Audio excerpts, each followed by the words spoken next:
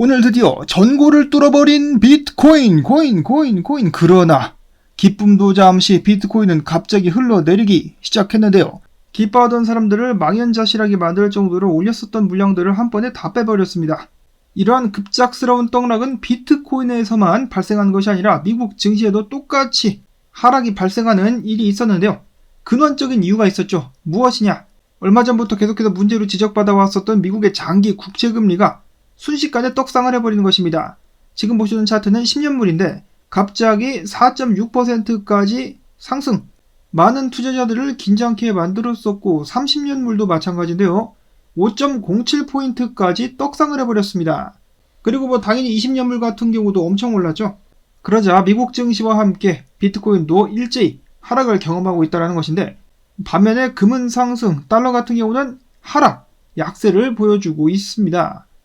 자, 비트코인 전고 뚫었다고 겁나 좋아했더니 바로 저항 아래로 다시 처박히고 있는 비트코인 106,942달러, 이더리움은 2,482달러 선에서 거래가 이어지고 있는 가운데 일단 바로 아래로 다시 뿅망치 맞고 떨어지긴 했었습니다만은 저는 다시금 상승할 수 있지 않을까라는 기대감 가져보고 있습니다. 장기 국제 금리 문제가 해결이 되거나 그렇지 않다 할지라도 약간의 시간이 비트코인에게 주어지게 된다면 다시금 정신을 가다듬고 상승을 이어갈 수 있지 않을까. 그리고 사실 연준이 나서가지고 다 해결을 하지 않겠습니까? 돈 찍어가지고 국채 다 매입하겠죠.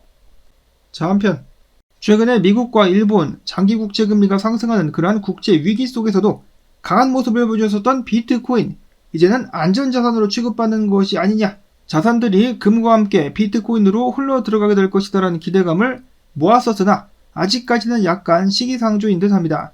자, 그리고 만약에 미국 증시가 크게 떨어지면 금 가격도 빠집니다.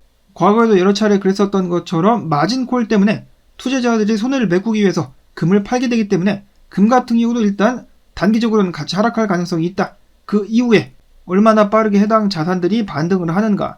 자, 근데 금과 비트코인 뿐만 아니라 과거의 일례를 봤을 때는 큰 하락이 나온 이후에 미국 증시도 크게 반등을 했었거든요. 자, 그렇기 때문에 이번 위기를 미국 정부와 트럼프가 어떻게 해결을 하느냐, 얼마나 빠른 시일 내에 해결할 수 있느냐가 관건이 될 수가 있겠습니다. 자, 그리고 어제 비트코인 현물 ETF 자금 유입이 또 발생을 했습니다. 3억 2,900만 달러. 그 중에 블랙락에서만 2억 8,700만 달러 순 유입. 계속해서 순항을 이어가고 있는 가운데 가격 움직임도 굉장히 좋았었는데, 안타깝습니다. 국채 금리만 아니었어도 지속적인 상승, 그리고 알트코인들도 발동을 걸려고 하자마자 지금 고개가 꺾였는데 다시 가야죠. 기모아가지고 다시 가야 됩니다. 자, 그리고 블랙스톤, 블랙락에 이어서 블랙스톤 역시 비트코인 현물 ETF에 투자를 한 사실이 드러나면서 화제가 되기도 했었습니다. 블랙스톤 같은 경우는 암호화폐 회의적이었었다라고 하는데요. 그래도 일단 발가락만 먼저 담궈봤다. 그들은 블랙락의 ETF 23,094주 108만 달러치를 보유하고 있는 것으로 나타났습니다. 자, 물론 그들이 전체적으로 관리하는 자산에 비하면 세 발의 피 정도밖에 되지 않지만 이것이 시작이라는 데 큰 의의가 있겠죠. 블랙락과 블랙스톤, 미국의 검은 돌덩어리들이 비트코인 상승으로의 길을 계속해서 뚫어줄 수 있기를 바라보고, 다음으로 미국에서 세 번째로 비트코인을 전략 비축 자산으로 채택하는 주가 탄생하기 일보 직전입니다. 바로 텍사스주인데요. 마지막 관문까지 통과하고 주지사의 최종 서명을 앞두고 있습니다. 자, 물론 애리조나주의 주지사 같은 경우는 막판에 가가지고 밥상을 뒤에 엎어버렸었는데요. 텍사스주의 주지사는 다르다. 게릿 에벗 주지사 같은 경우는 그동안에도 친비트코인적인 성향을 보여왔기 때문에 반드시 서명을 할 것이라고 믿어봅니다. 다음으로는 재방송 아서 헤이즈, 계속해서 비트코인 25만 달러, 이더리움 5천 달러까지 상승할 것이다 라고 강조를 하고 있는데요. 오늘 그렇게 될 뻔 했었는데 지금 좀 아쉬운 상황 연출이 되고 있습니다. 자, 한편 비트가 전고를 뚫었을 때 마이클 세일러 이런 트윗을 날렸었는데, 비트코인이 사상 최고치를 돌파할 때 매수를 때려야 된다. 사상 최고가일 때 비트코인을 사지 않는 것은 돈을 잃는 것과 같다라고 이야기를 했는데, 이거 좀 위험한 투자 방법이 될 수가 있겠죠. 왜 고점에서 삽니까? 떨어졌을 때 사는 것이 최선이지.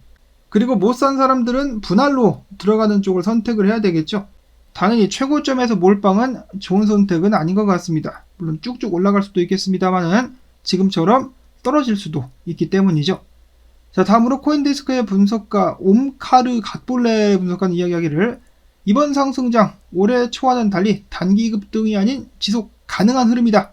여기에는 이유가 있는데 스테이블 코인 유동성 확대, 비트코인 현물 ETF로의 강한 자금 유입, 밈코인 과열 현상의 부재, 선물 시장의 과도한 레버리지 비율 억제, 시장 전반의 변동성 축소 등등을 이유로 들었는데 역시나 가장 중요한 것은 수요가 아닌가 싶습니다. 단기적으로 수요가 폭발했다가 싹 사라지는 것이 아니라 계속해서 점진적으로다가 기관들도 사고 기업들도 사고 개미들도 사고, 그러니까 계속해서 가격이 올라가는 것이겠죠. 그리고 비트코인을 조금씩 매입을 시작하는 기업들, 기관들, 앞에서 블랙스톤이 그랬었고 나스닥의 여러 상장사들 그리고 JP모건까지 고객들에게 비트코인 구매를 허용한다라고 하니까 더욱더 많은 수요가 조금씩 줄지어서 수량이 한정된 비트코인을 찾아오고 있다. 자, 그러면 계속해서 지속적으로 상승이 가능할 수가 있겠죠. 자, 그러나 비트코인 일단 아쉽게도 전고를 완벽하게 뚫고 그 위에서 안착하지 못하고 살짝 결승선 밖에 혓바닥만 살짝 내밀었다가 바로 끌려 내려오고 있습니다. 아쉽죠. 이거를 뚫고 올라가셔야 되는데 지금 일단 1차 도전은 실패하고 있습니다. 트레이더 엑소 분석가가 그려놓은 차트를 보시면 범위 바닥부터 상단까지 굉장히 빠르게 올라왔었는데 이 위를 결국 돌파하고 안착하지 못한다면 힘이 빠져가지고 다시 내려올 가능성도 있습니다. 그렇기 때문에 주의를 해야 된다.